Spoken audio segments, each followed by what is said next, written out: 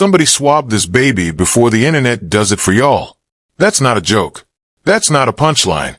That's what half the timeline was typing at 11:47 p.m. last night while a newborn, barely 48 hours breathing air, got pulled into a live stream nobody should have been invited to. Cotton swab. A ring light. Two grown people who can't stop broadcasting their own funeral. Wild. And somewhere between the cheek swab and the shelter jokes, something quieter happened. Something almost nobody caught. Real quick before I go in, if this kind of late-night forensic breakdown is your speed, hit that subscribe, tap the bell, and stay locked. What's coming in a couple minutes about the timing of this whole test? Y'all gonna want to be sitting down for that. Cool. August 20th, 2026. 2 days after Nevaeh Akira gave birth to Johnathan Jamall Porter Jr., an 8-pound baby boy delivered Tuesday, August 18th. Blueface, whose government is Johnathan Michael Porter, streamed himself and Nevaeh doing an at-home paternity swab live on Kick. Same house he pulled her into with the hospital band still on her wrist.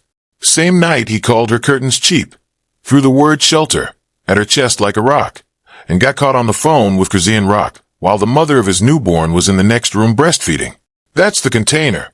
Now let's crack it open. But before we crack it, I need y'all to understand something about containers. Because everybody's treating this like it started Tuesday. It did not start Tuesday. Tuesday was the season premiere of a show that's been in production for almost a decade.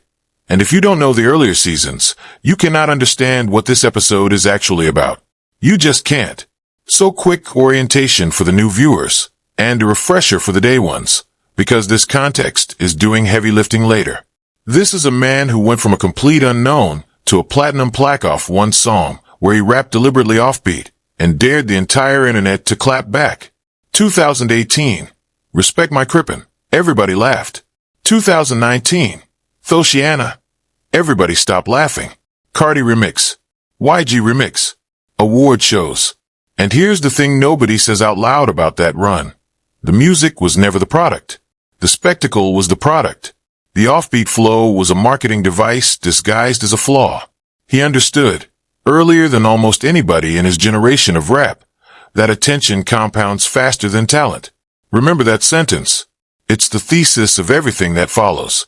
Because what did he do the second the music momentum cooled? He didn't go back to the studio. He built a house full of cameras.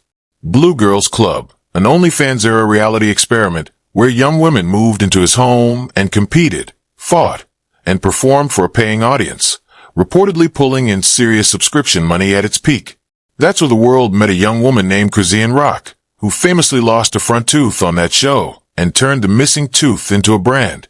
Say what you want. That's a man who looked at the music industry and said, "Nah, I'ma become the network." Then came the paternity saga that everybody in this comment section is pretending they've forgotten. Chrisean Rock announces a pregnancy. He denies it. Publicly. Repeatedly. On camera. Demands DNA with a confidence that had half the internet riding with him. The results come back. And according to the reporting at the time, covered everywhere from XXL to Hollywood Unlocked, the test said what the test said. He was the father. All that denial, all that content, all those headlines, and the science tapped him on the shoulder. Why am I walking you through ancient history? Because history is the receipt. A man who has already lived through a public paternity denial that blew up in his face does not casually swab a second baby on a live stream 2 years later for no reason.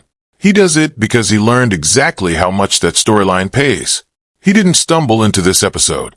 He's rerunning a proven format with a new cast member. And that cast member matters. So let's talk about her for a second, because half the coverage is treating Nevaeh Akira like a prop in somebody else's movie. Nevaeh is 22. Let that number sit. She entered this ecosystem during the post-prison chapter.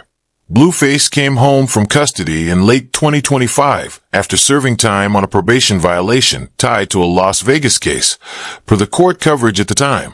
And within months she was pregnant, moved in, and positioned as the new lead.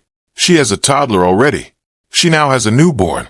She is, by any honest accounting, a young mother of 2 in a house where the Wi-Fi is a weapon and the walls have ring lights. Then there's Carlisa, his mother. And I need y'all to understand that Carlisa is not a relative in this story. She's a producer. This is a woman who has feuded with her son on Instagram Live, patched it up on Instagram Live, promoted family business on Instagram Live, and pushed for this DNA test. You guessed it, publicly. According to posts that circulated before the birth, she was one of the loudest voices demanding the swab happen at all. When your family business is your family, your mama is middle management. That's not an insult. That's an org chart. Then there's Jaden Alexis, the mother of his 2 older kids, whose own music career he executive launched under his MILF music imprint, which reportedly turned a viral single into a genuine revenue lane. Notice the pattern. Every woman in this man's orbit eventually gets a product, a platform, or a plotline. Sometimes all 3. Nobody in this ecosystem just exists. Everybody gets monetized. And then, looming over this entire episode like weather, Chrisean Rock, the ex, the mother of the previous Paternity saga, the woman whose name alone moves more units than most artist singles, and according to reports floating around for weeks before this birth, allegedly in talks to be back under the same roof. Hold that thought. It's load-bearing. For women, 3 mothers of his children, plus the mother who raised him, 1 man with a phone, a Kik account, and a documented history of converting domestic chaos into digital revenue. That's your cast. Now, the words themselves. I'm not going to paraphrase this stuff. Y'all deserve the exact words. XXL posted the clip and captioned it clean. Blueface gets caught talking to Chrisean Rock on the phone, and Nevaeh throws water at him. Flat. No embellishment. Almost polite about it. And let's be clear about what almost polite means in media terms. When a legacy hip-hop outlet covers a story like this with a flat caption and 0 editorial spice, that's a decision. They've learned, everybody's learned, that this family generates its own gravity, and the outlet's job is just to hold the microphone and let the clip do the numbers. They don't need to editorialize. The clip is the editorial. XXL didn't write a headline. They wrote a court docket entry. Just the facts. Caught phone Chrisean water. For beats.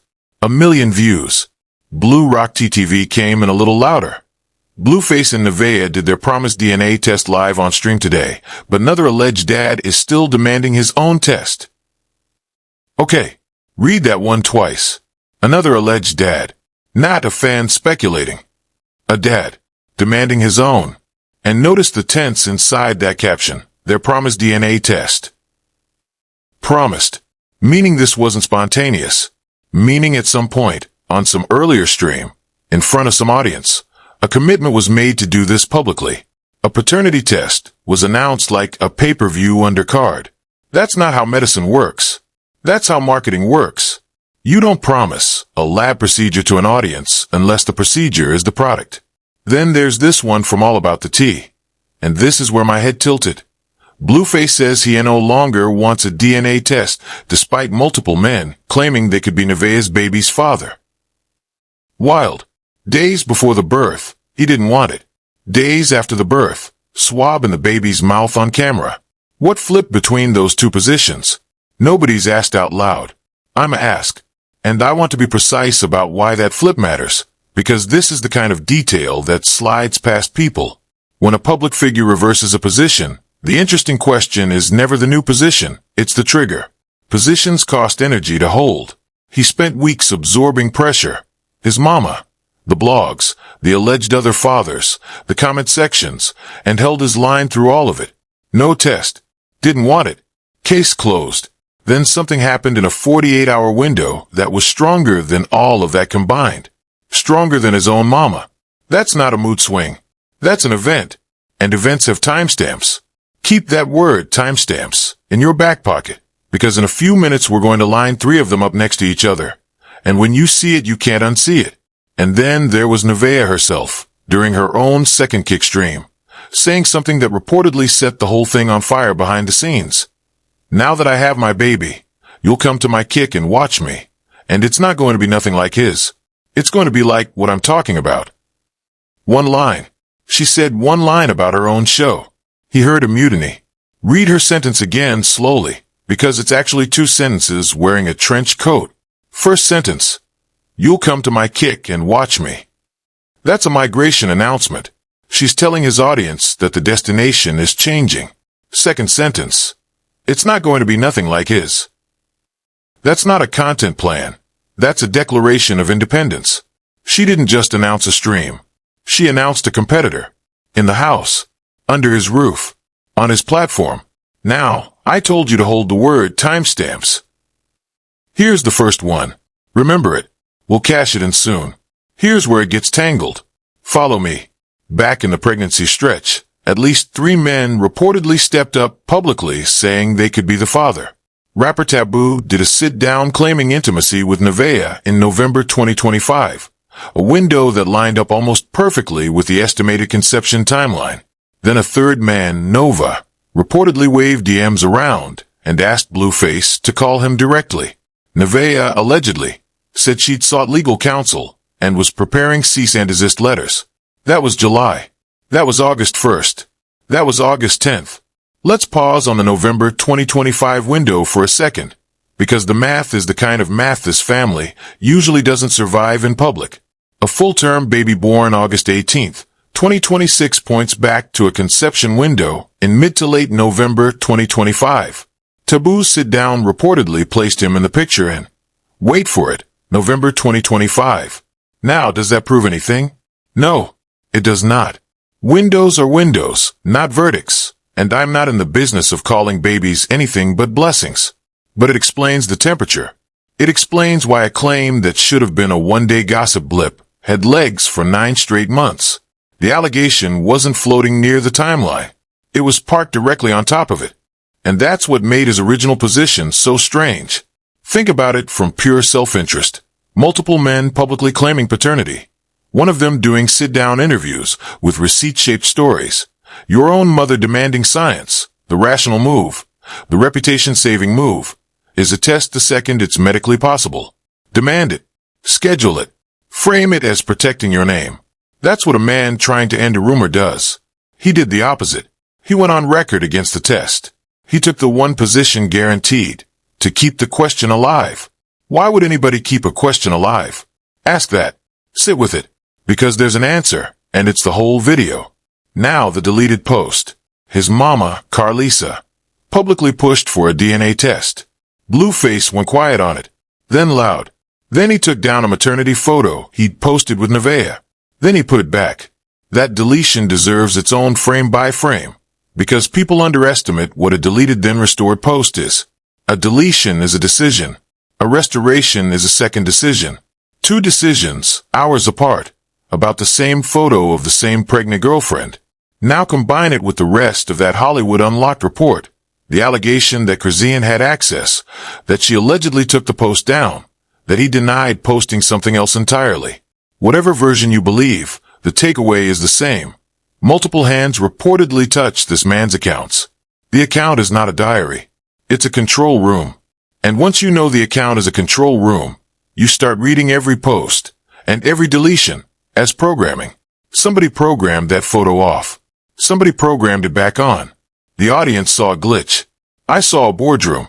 Now watch this. Actually, hold on, back up. This is the part. The at-home paternity swab did not happen the day the baby was born. Didn't happen the next day either. It happened on the same 24-hour window that Nevaeh went on her own stream and outlined her own content plans. Same window. Down to the hours. You want to tell me that's random? I don't think so. Timestamp number 1, Nevaeh's stream. Her show announcement. Her independence declaration. Timestamp number 2, the swab stream. Hours later, on his channel, with his title in his frame.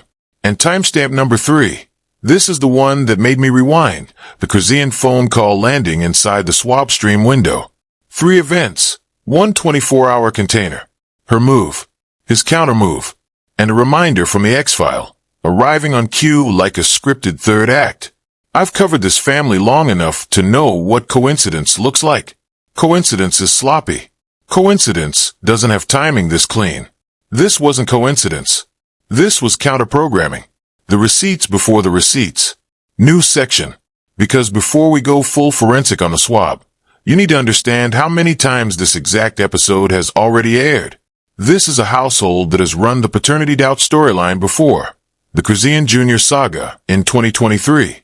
where denial, demands, and DNA results played out across months of coverage, and the results reportedly contradicted every confident denial that preceded them. This is a household that has run the surprise X phone call storyline before, the move-in storyline before, a birth storyline before, the mama demands answers storyline before. If you've been watching since the Blue Girls Club days, you haven't seen a new plot since approximately 2019. You've seen reboots. Same show. New baby. Higher stakes. Because now there are multiple children who will one day have search bars. And here's the uncomfortable industry truth underneath all of it. This works because the economics demand it. Kick's creator split is famously generous. A reported 95-5 revenue share that makes long, chaotic, high-retention streams genuinely lucrative in a way other platforms never matched. Conflict is retention. Retention is revenue. A quiet, stable, loving household is, by the cold math of the attention economy, a bad quarter. I'm not saying every argument is scripted. I'm saying every argument is subsidized. There's a difference, and the difference is why the cameras never seem to be off when it matters. So when the swab came out on stream, the honest question was never, is this baby his? The honest question was, what does this scene do for the quarter? Now let's zoom all the way in. Zoom all the way in with me. The behavioral tell. Rewatch the curtain fight. Not the shouting part. The pauses. Every time Nevaeh tries to close the loop. I'm not about to go back and forth. Blue reopens it. Not with new information. With a repeated needle. Shelter. Cheap. Shelter. Cheap. That's not an argument. That's a distraction pattern. He's not mad about Lennon. He's mad about something he can't say on camera. And here's the thing about distraction patterns. They're legible once you've seen them in other contexts. Debate coaches teach this. Interrogators teach this. When a person controls the topic, they control the outcome. And the easiest way to control a topic is to pick one small, indefensible detail, curtains, a word, a tone, and anchor the entire fight to it. Because the other person can't not defend the curtains. The curtains are right there. Meanwhile, the actual subject, whatever it is, never has to be spoken out loud. If you've ever been in a relationship with somebody who fights like this, your shoulders just tensed up reading that paragraph. I know. Mine did too. Also, and I say this with full awareness of how it sounds, nobody in the history of arguments has ever been genuinely furious about curtains. Curtains are never about curtains. Curtains are the cheapest available proxy for a grievance that can't be named on a hot mic. The verbal slip. This one killed me. I've been reading between the lines, he says. She asks what lines. He deflects. He deflects. He deflects.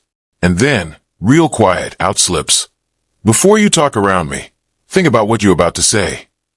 That's not a curtain sentence. That's a chess sentence. He heard something on her stream, and he's told her, on his stream, that he heard it. Now combine that slip with the timeline. I've been reading between the lines. Lines of what? She hadn't published anything. She hadn't posted a manifesto. What she'd done was speak on her own stream. Which means, follow the logic. He either watched her stream live, watched the clips after, or had somebody watching for him. Any of those three confirms the same thing. Her channel is being monitored like a rival broadcast. Not a girlfriend's hobby. A rival broadcast. And think about what you're about to say is not a request. That's a warning with a smile on it. On camera. In front of thousands. And she heard it the way it was meant. Watch her face in that clip. She didn't look confused. She looked caught. The water throw. Let me add one more till the quote bank skip past. Water is the most interesting projectile in domestic stream history precisely because it's the minimum viable escalation. It soaks. It startles. It reads on camera. And it carries zero legal jeopardy. Nobody's getting arrested over Dasani. It's the exact amount of violence a person deploys when they want the moment to be unforgettable, but not actionable. I'm not psychoanalyzing her intent. I'm telling you what the medium rewards. The water clip outperformed everything else from that night. XXL led with it. That wasn't random either. The legal adjacent detail. An at-home swab kit is not a court-admissible test. Anybody who's been through a paternity motion knows this. Chain of custody has to be documented. The collection has to be witnessed by an authorized party. The lab has to be ABB accredited for the result to hold up in any custody or support proceeding. A cheek swab on live stream while both parents are wearing pajamas? That is content. That is not evidence. Not the same thing. Let me stack a little more on that, because the legal layer is where this whole performance quietly collapses.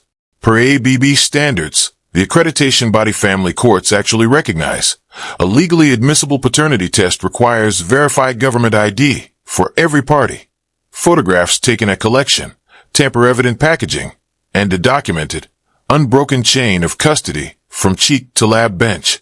An at-home kit, the kind you can order for roughly the price of a sneaker, is explicitly marketed as peace of mind testing. Those are the industry's own words. Peace of mind, not peace of court. The labs themselves disclose that results from self-collected samples can't be tied to verified identities. Translation: the swab on that stream can tell a household something. It cannot tell a judge anything. And with a man carrying this much custody history, the courtroom is not a hypothetical venue. It's the standing one. I had to sit with that one for a minute, because if he knows that, and a man who's been through this many custody threads knows that, then the swab on stream isn't for a courtroom. It's for the timeline. And one more layer on that, because this is the quiet part. If the test is for the timeline, then the result doesn't even have to be conclusive to work. A result that takes 2 weeks is 2 weeks of content. A result that's inconclusive is a whole season. A result that's 99.9% is a victory lap episode, followed by the next storyline. Every possible outcome of that swab converts. Every single one. When every outcome is a win, you're not looking at a medical procedure. You're looking at a slot machine that always pays. The 11:47 p.m. detail. And since we're here, the hour. These streams don't happen at 2 p.m. on a Tuesday. They happen late. Late is when the audience is horizontal. Phones 2 inches from their faces. Defenses down. Thumb hovering. Late is when a 2-hour stream feels like 5 minutes. Late night is the prime time of the attention economy's most addicted demographic. And this family has never once missed prime time. Even the chaos keeps a broadcast schedule. Think about that. Even the chaos is programmed. Here's what nobody's putting together. And this is where the framing gets slippery. BCK Online played it neutral. Called it an introduction of the newborn and paternity confirmation. Just facts. Hollywood Unlocked led with the congratulations angle, a 4th child. A family beat, the naming after his father. The Shade Room stayed on the softer side too, running Nevaeh's earlier warmer quote. I'm blessed to have John as my son's bonus father and our unborn baby's father. 3 outlets. 3 completely different tempos. None of them touching the Chrisean phone call. Now, why would 3 major outlets all step around the same live wire? Part of it is legal hygiene. Caught talking to his ex is a defensible caption, but anything beyond that starts requiring lawyers to read copy, and nobody's expensing a lawyer for a blog post. Part of it is access. This family is a content partner to half the outlets covering them. Streams get clipped, clips get embedded, embeds get traffic. You don't torch a content pipeline over a phone call. And part of it, the part nobody says, is that the family beat is safer inventory. Congratulations posts get shared by everybody. Conflict posts get flagged by somebody. The algorithm itself rewards the soft frame. The media didn't just choose the gentle angle. The gentle angle is what's for sale. And that Shade Room quote, the blessed quote, read it again knowing everything from the timeline section. I'm blessed to have John as my son's bonus father and our unborn baby's father. That was the frame before the birth. Warm. Merged. Family unit language. That quote aged about as well as milk in August. Within weeks of it running, the same man is on stream calling her curtains cheap and swabbing their 2-year-old on camera. I'm not saying she didn't mean it. I'm saying the distance between that quote and this week is the entire story. And the distance is the part nobody printed. Now hear the countercamp, the folks in the comments saying, stop making it deep. They're just a young couple fighting. Every relationship has this. I hear you. I do. Steel manning it for a second. Yeah. First days home with a newborn. Hormones nuclear. Sleep deprived. Cameras on. Of course it's ugly. But nah. A regular couple fight doesn't feature a phone call from your ex on a hot mic while the mother of your 2-year-old is in the next room. A regular couple fight doesn't end with a swab kit. A regular couple fight doesn't come 3 weeks after multiple men publicly claimed paternity and a lawyer got involved. This one's not regular. Stop pretending it is. And let me add the one nobody wants to say. A regular couple fight doesn't have a comment section. Regular couple fights don't trend. Regular couple fights don't get clipped, captioned, remixed, and monetized by 40 accounts before breakfast. The moment a fight has an audience, it stops being a fight and starts being a performance, even if every tear in it is real. Especially if every tear in it is real. Real tears with a viewer count is not privacy. It's inventory. Here's what I actually think is happening, and I'm going to say it plain. The paternity test was not scheduled for the baby. The paternity test was scheduled for the algorithm. Think about it. He did not want a DNA test 3 weeks ago. He said so. Publicly. Repeatedly. His mama pushed. He ignored her. The rappers came out. He brushed it off. Then his girlfriend gets on her own stream, says, I'm going to build something that's not going to be nothing like his. And 48 hours later, he's holding a cotton swab in front of 20,000 viewers. That's not paternal instinct. That's inventory management. And here's the pivot, the part that actually made me put the phone down. Blueface's whole ecosystem is content. His household is a set. Every partner is a co-star. Every baby is a plot point. He literally told her on stream, "You're my co-star. You're not bigger than the program." That's the quote. That's the actual language of a man who sees the mother of his newborn as talent under management. So when she says, I'm about to do my own thing, he doesn't hear ambition. He hears an actor threatening to walk off the lot before the season finale. And the only way to lock her back into his show, make her the subject of the biggest question mark on the timeline. The paternity test isn't reassurance. It's a plot device. It puts her at the center of his stream, not hers. It makes her identity dependent on his cosign.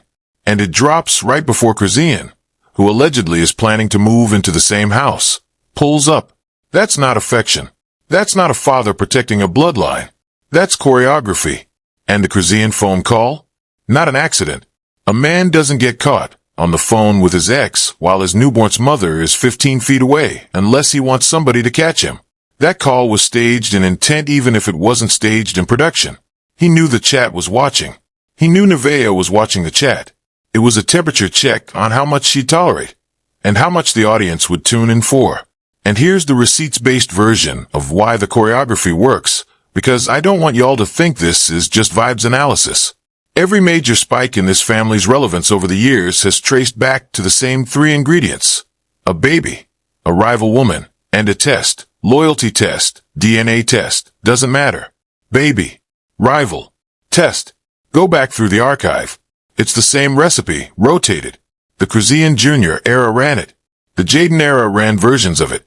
And now the Nevaeh era is running it with the 2-day-old as the prop. When a creator finds a format that prints, they don't innovate. They iterate. This is iteration. The other read, and I'll give it oxygen before I bury it, is that he's genuinely rattled. That the November window spooked him. The sit-down interviews got under his skin. And the birth made it real. And this is a scared man grabbing for certainty in the only language he speaks. Live stream. It's possible. It's even human. But a scared man doesn't turn his fear into a titled broadcast with a boosted chat. A scared man calls a clinic. Fear books appointments. Strategy books streams. 6 little jabs at the opposition, and then I'll move. 1. Telling a woman you tried not to cheat on you in front of thousands of people is not honesty. It's a hostage note. 2. Bringing up somebody's history in a shelter 3 days after childbirth is not truth-telling. It's ammunition. 3. Any grown man who calls his co-parent his co-star has already told you exactly how he sees her, and it's not as a partner. 4. A man who denied paternity on his last child until DNA forced his hand doesn't get to cosplay as a family man on stream 2 years later without the crowd remembering. 5. Framing a phone call from your ex as random when it lands mid-argument is insulting to the audience's intelligence, and the chat clocked it in real time. 6. And this one's soft. Nevaeh is 22 years old with a toddler and a newborn under one roof, and the only adult in that house who could de-escalate anything just spent his evening making sure she couldn't. That's not tea. That's just sad. The truth is boring. The truth is, this baby probably is his. And that's exactly why the whole test never needed to happen on camera. Let me sit on that boring truth for one more beat, because it's the engine of the whole thing. If the result was ever in genuine doubt, the smart play is a private, court-admissible, AABB chain of custody test that actually settles something. The fact that the performance version was chosen over the legal version tells you the doubt isn't what's being managed. The drama is. A man managing doubt by certainty. A man managing drama by suspense. And suspense, unlike certainty, is renewable. Certainty ends a storyline. Suspense extends it. Watch which one this family always chooses. Quick sidebar, because she's earned it. Remember, the loudest public voice demanding this test, per the post circulating before the birth, was his own mother. And this is a woman who has publicly feuded with, defended, promoted, and critiqued her son across years of live streams, sometimes within the same week. Now ask the producer's question. What does it do for a family media ecosystem when mom is the one demanding the DNA test on the record? It launders the demand. If he demands the test, he's a villain doubting the mother of his newborn. If mama demands it, it's family concern. And he gets to be the reluctant son dragged to the truth. That's not a theory of this family. That's just how the role has read for years. The family that streams together schemes together. And I don't even mean that as an insult. I mean it as a business model. And then the largest presence in this episode who never appears in it. Chrisean Rock has been for years this franchise's highest-rated character. And every franchise knows you never kill off your highest-rated character. You bench her. You bring her back for sweeps. A phone call during the swab stream. The alleged move-in chatter in the weeks before the birth. If even half of that reporting is accurate, the next arc is already written. 2 mothers, 1 roof, 1 camera crew of a household, and a man in the middle converting the tension into titles. I want to be wrong about that. For the kids, I want to be wrong. But I've watched too many seasons to bet against the format. Watch how the next 30 days move. The at-home kit results, assuming they even got sent to a real lab, are about to leak or get announced on stream in a moment engineered for maximum viewership. Don't be shocked when the reveal happens during a kit title that's been pre-boosted. Don't be shocked when Chrisean is somewhere in the frame, coincidentally, right? The day it drops. And don't be shocked when the alleged other dads go quiet the second the number hits 99.9%, because that number was never really the point. The point was the drama around it. Now, realistically, there are 3 ways this resolves, and I'll handicap them for you. Scenario 1. The 99.9% reveal. Highest probability, honestly. The test confirms what most people already assume. The reveal stream does monster numbers, and the storyline pivots instantly, because it has to the next question mark. Watch for the pivot to arrive within 48 hours of the result. There's always a next question mark already loaded. Scenario 2. The inconclusive or contaminated sample result. Lower probability. Higher chaos yield. A botched at-home kit extends the arc by a month and manufactures a whole new villain. The lab, the kit, the process. If the result drags, this is why. Scenario 3. And this one's darkest. So I'll touch it light. No result at all. The swab never gets mailed. The topic quietly dies. And the whole thing is memory hold behind the next fight. Don't rule it out. In this ecosystem, the unresolved storyline is the most valuable storyline, because it never has to pay off. The next window, the table flipper.